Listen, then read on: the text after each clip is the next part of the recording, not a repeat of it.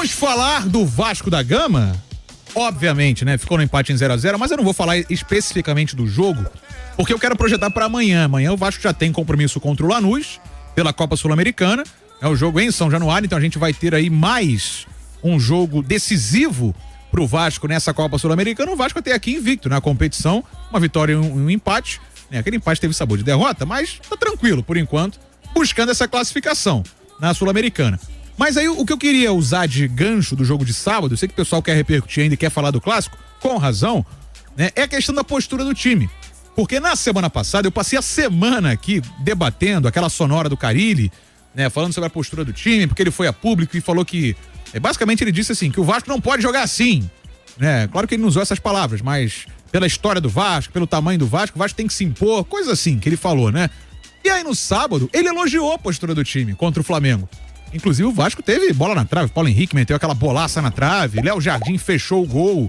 Então vamos ouvir o técnico Fábio Carille elogiando a postura do Vasco e, é claro, usando isso para poder melhorar o ambiente pensando na Copa Sul-Americana.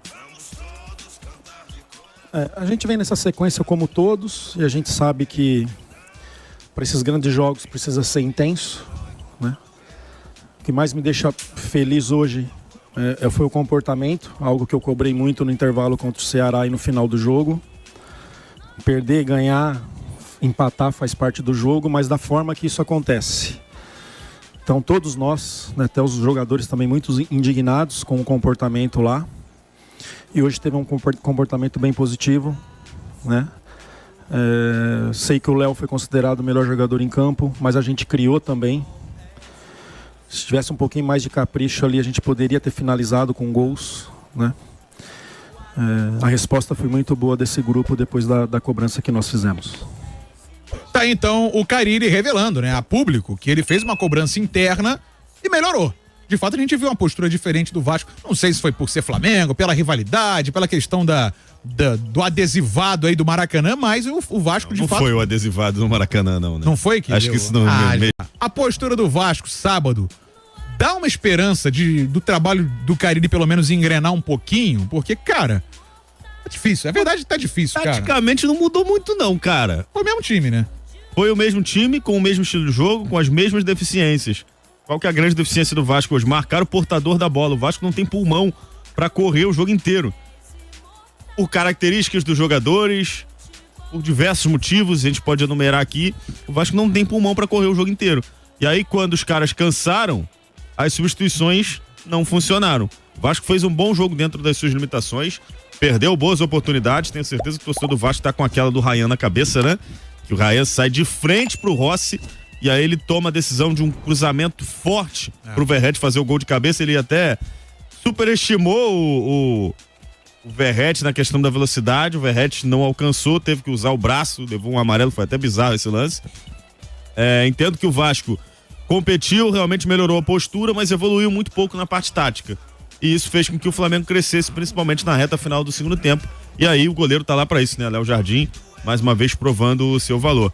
Fica um gostinho de que o Vasco pode mais, principalmente pelo que fez no primeiro tempo. Foram algumas chances claras, ao contrário dos outros jogos que o Vasco fez contra o Flamengo.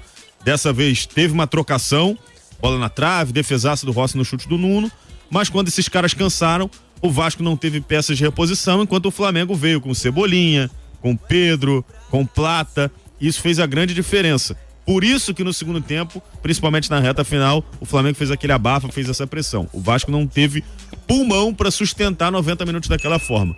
Mas os primeiros 45 são, sim, minutos que trazem um pouquinho de esperança pro torcedor. A gente sempre fala aqui que o time não é ruim, né, cara? Se você olhar no papel e analisar, o time do Vasco não deixa nada a desejar para alguns ali que estão no meio da tabela. Então o Vasco, ele consegue ser superestimado e subestimado ao mesmo tempo. É porque ou o time vai brigar lá em cima ou não presta, né? E não é nenhum nem outro. Nesse momento o Vasco tem um time ok, suficiente pra competir, pra ganhar do Lanús, pra ganhar do Melgar, pra ganhar do Santos, pra ganhar do Sport. E pra nesses jogos mais difíceis, tentar o máximo de pontos pra conseguir uma competição tranquila, que acho que esse é o grande objetivo. O Guilherme Paz falou, o Vasco só não levou uma goleada histórica, pois o Léo Jardim pegou tudo que podia e não podia. Léo Jardim salvou a instituição e o cargo do Carille. Do meio pra frente do segundo tempo. É. Que foi quando o Vasco cansou e não tinha peças de reposição. A pressão ficou um absurdo. O Vasco jogou bem até ali, Vasco assustou jogou o Flamengo bem. várias vezes. vezes. O Flamengo teve oportunidades, porque o Flamengo é um timaço também, né, gente? Pois é. O Flamengo teve muitas oportunidades, perdeu muitos gols. O Vasco também perdeu os seus. Conseguiu numerar aqui algumas chances que o Vasco perdeu. Só que do meio pra frente do segundo tempo, a partir de 18, 20 minutos, o Flamengo assumiu o controle da partida, porque o Flamengo teve peças de reposição de qualidade e o Vasco não teve. Olha só, amanhã tem Vasco e Lanús, 9h30 em São Januário. Jogo importante aí pela Sul-Americana. Passa da situação do grupo G da Sula. É o seguinte, o Vasco é o segundo do grupo G. Se vencer, assume a liderança. Porque o Lanús é o primeiro, com uma vitória e um empate. O Vasco é o segundo, com uma vitória e um empate. Por que é importante ficar em primeiro? Eu diria que é fundamental, porque ficando em segundo tem que jogar aquele play-off contra os times que vêm da Libertadores.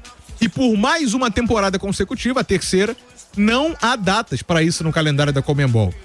Então, assim, o risco de embolar de novo numa temporada já embolada é muito grande. Então, pro Vasco, e 2 jogos a menos, né? Vamos lá. Pelo menos, e eu digo pelo menos com pesar, né? O Vasco não tá no Mundial, então de repente durante essas datas ali, já depois dos 15 dias de recesso, você pode marcar jogo, né? um outro jogo. Então, mas assim, o Vasco tem esse risco, mas vencendo amanhã, assume a liderança do grupo. Talvez no adversário que seja o mais pesado da chave, a gente pode até debater isso aí. Pra amanhã, a gente não deve ter mudança no time, então Léo Jardim no gol, Paulo Henrique, João Vitor, Lucas Freitas e Piton, Hugo Moura, Jair e Felipe Coutinho, Ryan, Nuno Moreira e Verrete. O mesmo time que jogou no sábado, até porque nem deu tempo, né, gente? De sábado pra terça, o Vasco ontem teve o regenerativo, hoje o único treino de preparação e amanhã já o jogo em São Januário às 9h30 contra o Lanús. A preocupação é só o Nuno, né, que saiu sentindo. Então, tem a possibilidade, eu até ia citar o Adson, o Adson, ele fez alguns treinos em separado, até para fortalecimento muscular. Então, o Adson, ele está à disposição, ele não treinou ao longo dos últimos dias, mas hoje ele participou da atividade. Então, caso o Nuno Moreira, que até fez um bom clássico no sábado, mais uma vez ele teve uma boa atuação, se ele não jogar, o Adson joga. Então o Adson está à disposição. Pode ser uma opção, caso o Nuno Moreira não jogue amanhã, mas a princípio é o mesmo time que enfrenta o Lanús amanhã em São Januário, num jogo importantíssimo para encaminhar essa classificação. Se jogar o Adson, vai mudar o Ryan de lado, né? O Ryan vai pro outro lado. Iria pelo lado esquerdo e o Adson entraria pela direita. Não se sente confortável ali, né? Ponta, né, cara? Eu prefiro ele centralizado. Eu também, mas ele não vai barrar o Verrete. Não vai.